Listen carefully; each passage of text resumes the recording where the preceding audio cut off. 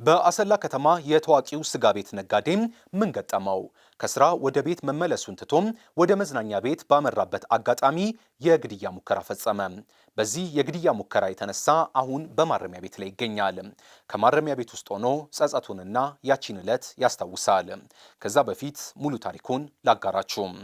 ኮሞ ቱፉ ይባላል። ትውልድና እድገቱ አርሲ ዞን አንድ ገጠራማ መንደር ውስጥ ሲሆን ገና በአፍላ የወጣትነት እድሜው ወደ አሰላ ከተማ በመምጣት በልኳንዳ ቤት የንግድ ስራ ላይ ተሰማርቶም ውጤታማ መሆን ችሏል።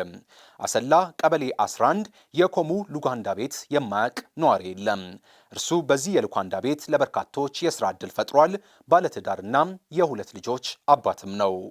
ኮሙ በዚህ ስራው ዱከም፣ ቢሾፍቱ፣ ሞጆ፣ አዳማና አሰላ ካሉ ነጋዴዎች ጋር ትልቅ የንግድ ትስስርና እውቅና መፍጠር የቻለ ሲሆን እስከ ሐረር ድረስ በመጓዝም ሰንጋ ነጋዴዎች ጋር ትውውቅ በመፍጠር የስራ ትስስርን መፍጠር ችሏል። መስከረም ወር 2013 ዓ.ም መጣ። ይህ የከባዱ ቀን ጅማሬ ነበረ። ኮሞ ስራውን አጠናቆ ወደ ቤቱ ሊያመራ ሲል በንግድ ከሚተዋወቃቸው ጓደኞቹ መካከል ከአንዱ ስልክ ይደወልለታል። አሰላ መምጣቱንና ከእርሱ ጋር ለመዝናናት እንደሚፈልግ ነግሮት ቀጠሮም ይይዛሉ። ከዚያም ወደ ተቀጣጠሩበት ቦታ ሲደርሱም ጓደኛው ከአንዲት ወጣት ሴትና ከሌሎች 3 ወንዶች ጋር ሆነው በአጠቃላይ 4 ሆነው ሲጠጡ እንደተቀላቀላቸው ይገልጻል። በዚህም እየተዝናኑና እየጠጡ በመጠጥ ብዛት ውስጥ መሳከር ደረጃ ላይ ይደርሳሉ። ከአራቱ መካከል የ25 ዓመቷ ወጣት ባልታወቀ መንገድ ከፎቅ ደረጃ ላይ ትወድቅና ከፍተኛም ጉዳት ይደርስባታል። ኮሞ ባልታወቀ መንገድ ወደቀች አለ። በእርሷ ዘንድ ግን ይህ ያልታወቀ ሁኔታ አልነበረም። ኮሞ ቱፋ ተጠርጣሪውንና በቁጥጥር ስር ይውላል።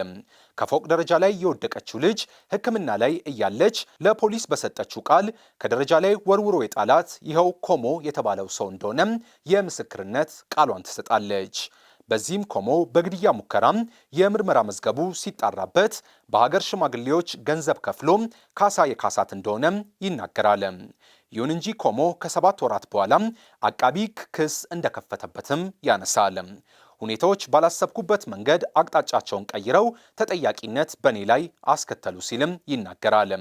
በዚህም ጥፋተኛ ተባለ። ኮሞ ያቺን ዕለት በተከታይነት እንዲያስታውሰናል። 2 ልጆች አሉኝ። እዚህ አሰላ 11 ቀበሌ እዛ ነው የምኖረው እና ስራ አለኝ። ስራ ቤት ስጋ ቤት ማለት ነው። እዛ ነው የምሰራ።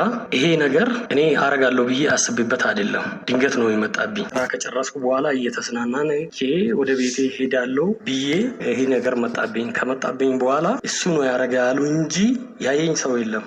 ጫላ ነው የሚባለው ያ ሰው እዚህ የለም። የሐረር ሰው ነው። እሱ ነው ይዞብኝ መጣ። እንደ ማንኛውም ሰው አብረን ተስናናን። መጨረሻ ላይ እኔ ጥዬ ሄድኩ። እሷ ምን ሆና እንደወደቀች አላቅም። አብረን ስለሆን ብቻ ማለት ነው። አብረን ስለሆን ብቻ እሱ ነው የወረወራት ተባልኩ። ያን ነገር ደግሞ እኔ የለሁበትም። ልጅቷ ወደቀች። ያው በቦታ አንተ ነው ያለ ተባልኩ። ተፈረደብኝ። በቦታ ከኔ ጋር መጀመሪያ እዛ ስለገባች ብቻ እኛ 4 ሆነን ነው የገባን።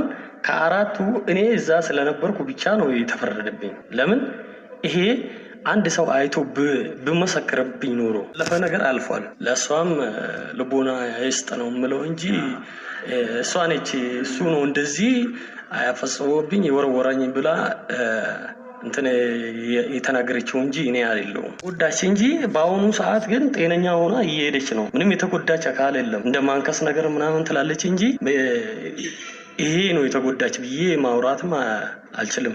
በአባ ገዳ ጨርሻለሁ። በአባ ገዳ እዛ ላይ እሱ ነው ተብሎ የፈረዱብኝ ነገር የለም። ግን በድብቅ ተከፍሏል። ሳንቲም 300,000 ነው የተከፈለ። 300,000 ተከፈለ። እውነታ እናወጣለን አለው። እዚህ መጥቶ ጠይቆኛል። ያኔ በዋስ ነው የወጣው። በዋስ ወጣው። በቃ በእርቅ ጨርሰናል ብዬ በታርቀም በሰባተኛ ወር ነው ክስ የተመሰረተ። ከአዳማ እስከ ሳፕሬ እስከ አሳሳ እስከ ዱዱላ ድረስ የሚያውቁኝ ሰዎች አሉ። ገባ ላይ ነጋዴ ነበርኩ። እንደማንኛውም ሰው ነግዳለሁ፣ ሰራለሁ። ግን መስተላልፈው ለወጣት ከኔ ኋላ ያሉት ማለት ነው ይሄ መስናኛ የሚባል ጨፈራ ቤት የሚባል ሱስ ነገር ጫት ይሄን ትቶ ማንኛውም ሰው ቢሰራ እንደ ትላልቆች ሰዎቹ ሌላ ሰው የደረሰበት ደረጃ እንደርሳለን ብዬ አስባለሁ። ለእነሱ ይሄ ነው አደራ ማስተላልፈው። ባለቤትም እንደ በፊት አይደለም፣ በቃ ተለያየን። በዚህ የተነሳ ይሄ ነው ህይወቴ ወደ ኋላ ቀርቷል። በጣም ጸጽቶኛል። ግን እንደ ማንኛውም ሰው ስራዬ ሰርቼ ወደ ቤቴ በየት ኑሮ ይሄ ሁሉ አይመጣብኝ። መዝናኛ ቢባል እሱ ነው እኔ ወደ ኋላ ደረጃዬን ሁሉ ያስቀረ ብዬ እገምታለሁ። ጉዳዩ በአርሲ ዞን ከፍተኛ ፍርድ ቤት ሲታይ ቆይቶም ተከሳሹ በ16 ዓመት እስራት እንዲቀጣም ውሳኔ የተላለፈበት፣ ለክልሉ ጠቅላይ ፍርድ ቤት ባቀረበው ይግባኝ መሰረትም የ16 ዓመት እስራት በድጋሚ ተስተካክሎለት በ10 ዓመት እስራት እንዲቀጣ ሆኗል። የአርሲ ዞን ማረሚያ ቤቶች ማዕከል ይህንን መረጃ ስላደረሰን እጅግ አድርገን እናመሰግናለን። ኮሞ በማረሚያ ቤት ውስጥ ጸጸቱን በሰማችሁበት መልኩ ገልጿል። በሌላ ጉዳይ ዳግም እንገናኛለን። በያላችሁበት ጥሩ ጊዜ ይሆንላችሁ።